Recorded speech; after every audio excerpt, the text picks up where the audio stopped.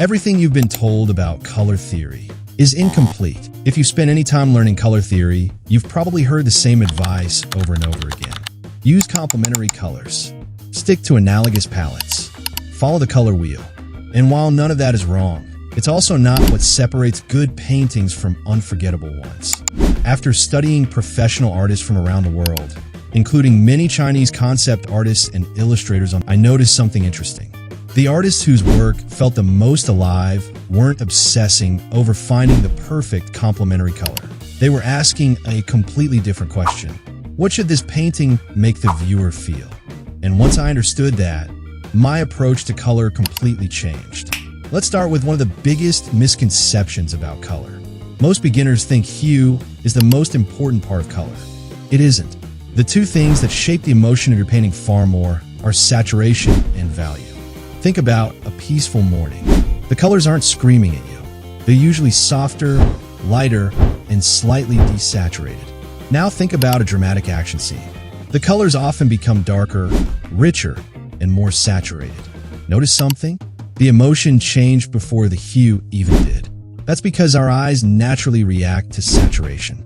The most saturated area in a painting almost always grabs our attention first. Professional artists know this. Instead of making every color vibrant, they keep most of the painting calm and save strong saturation for the exact place they want you to look. That's why their focal points feel effortless.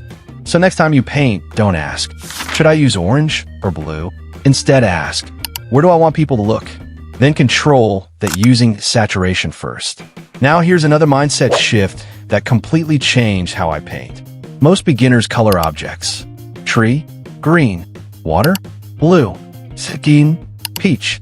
But professionals paint the feeling of the object. Ask yourself, should this river feel peaceful, cold, lonely, or magical? Suddenly the answer doesn't have to be blue anymore. It could be a soft gray, a muted turquoise, even a warm beige if it better supports the atmosphere. The same goes for skin. Instead of relying on bright peach tones everywhere, try using muted reds, violets, yellows, and cool grays to create subtle color transitions. You're no longer copying reality. You're interpreting it. That's what makes a painting memorable. Here's an exercise that instantly improves your color decisions. Take your reference and turn it into black and white. Sounds backwards, right? But by removing the original colors, you're forced to make your own choices. First, establish the values. Then ask, should the scene feel warm or cool? Calm or intense, hopeful or mysterious? Now build the colors around those emotions instead of copying the reference.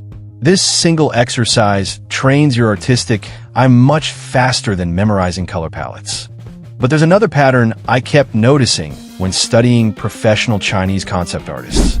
It's something designers often call the 60-30-10 rule, not as a strict formula, but as a way of controlling visual hierarchy.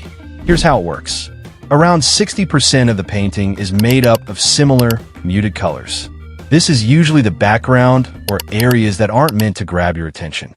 Because these colors stay close together in value and saturation, they create harmony without competing for focus.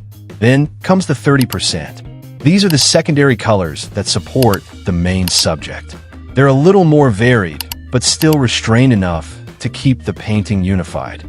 Finally, there's the last 10%, the colors that do all the heavy lifting.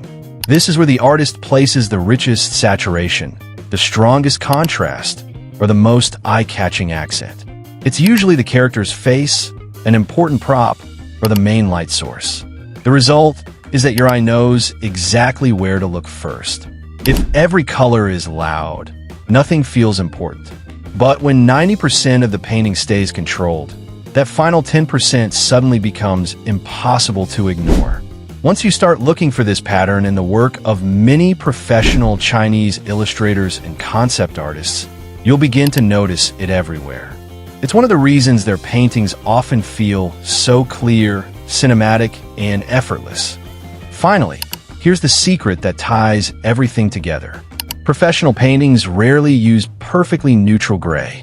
Their grays are actually filled with color. A shadow might lean slightly toward violet. A background gray may contain hints of green.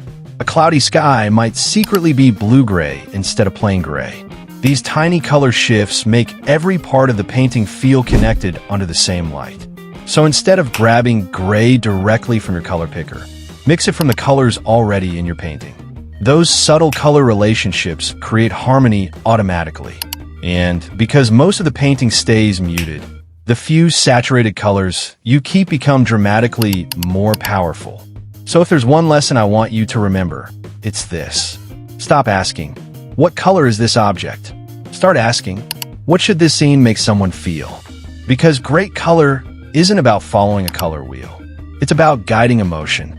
Once you understand that, you'll stop painting what you see and start painting what people feel. If you enjoyed this video, don't forget to subscribe. I make in-depth digital art videos that help you improve faster without wasting years figuring everything out on your own.